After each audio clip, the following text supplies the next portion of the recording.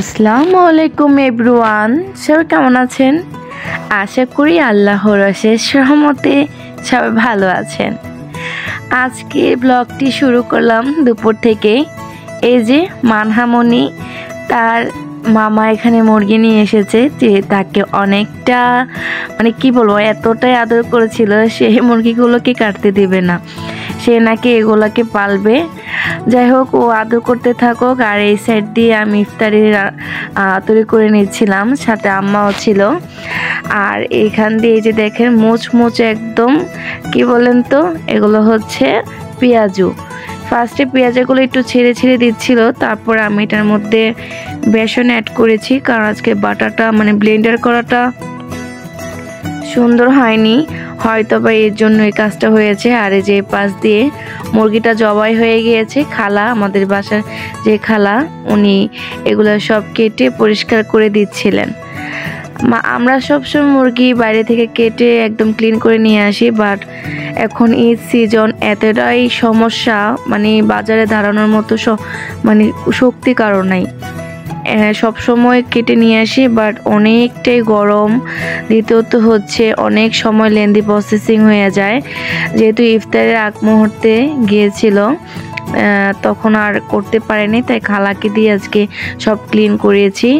আর এই যে দেখেন এখনকার পেঁয়াজগুলো কত সুন্দর লুক এসেছে, এখন আর ছেড়ে ছেড়ে যাচ্ছে না।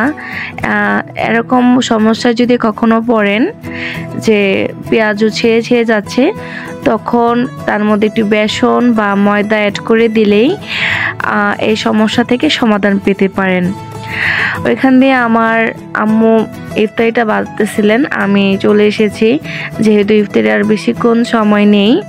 এই যে দেখেন আমি অল্প অল্প করে সবগুলো ফ্রুটস কেটে ফ্রিজে রাখতেছি। এটার একটা কারণ আছে, কারণটা হচ্ছে ফ্রিজের মধ্যে আপনার ফল কেটে রেখে দিলে কালারটা নষ্ট হয় না। যেহেতু এখানে আমি নাশপাতি, আনারস, পেয়ারা এগুলো কেটেছি, এগুলো কিন্তু কালার ডিসকালার হবে না। এই যে দেখেন যেমনটা ছিল সেরকমই আছে। আর এই যে আমি আস্তে আস্তে ফ্রিজ থেকে সব বের করে আর ভাজা সব নিয়ে আমরা ফ্লোরে বসে পড়েছি। আমরা আজকে সবাই মিলে ইফতার করব, কারণ আজকে মানহার মামারা সবাই বাসায়, সব সময় তো আসলে বাসায় থাকে না, তাই আমরা ছোটোখাটো করে আয়োজন করে খেয়ে ফেলি। আর যখন সবাই থাকে একসাথে বসে ইফতার করা মজাই আলাদা। এই যে এখানে আমরা মাঠা, ড্রিঙ্কো, শরবত, ঠান্ডা পানি সব কিছু নিয়ে বসেছি। আমার তো মনে হচ্ছিল আমি সব খেয়ে ফেলবো, বাট সেটা তো আর যায় না। এই যে দেখেন আমি এখানে ডিম চপ নিয়েছি, আর আম্মু সব কিছু এক এক করে সবাইকে দিচ্ছিলেন। এই যে মাঠাটা, এটা একটা মিঠাইয়ের মাঠা, এটার মাঠাটা টেস্ট অন্যরকম একটা লেভেল, খেতে খুবই ভালো লাগে। আর এই যে আমার প্লেট কিন্তু রেডি হয়ে গিয়েছে। ডিম চপ, আলুর চপ, খেজুর, পেঁয়াজু, ছোলা সব কিছু আমি আমার পরিমাণ মতো নিয়ে নিয়েছি, যাতে নষ্ট না হয়। আর সব মানহা এখান দিয়ে তার ডিজাইন প্লেট খুঁজতেছিল, সেইটার মধ্যে আনারস ছিল, সেটা ডেলে তাকে দিতে হয়েছে। মেয়েটা যা চায় সেটাই করতে হয় মাঝে মধ্যে, কারণ ইফতার টাইমে ঝামেলা হোক সেটা আমরা কেউ চাই না, বাচ্চা মানুষ।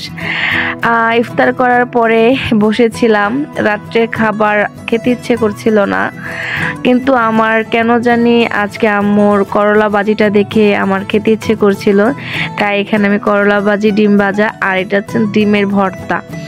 এটা কিন্তু আমার অনেক পছন্দের একটি খাবার, তাই আমি নিয়ে নিয়েছি, একটু খাবো, তাই খেয়ে নিই। আর সাথে দুটো শুকনো মরিচও নিয়েছি ঝাল ঝাল করে খাওয়ার জন্য।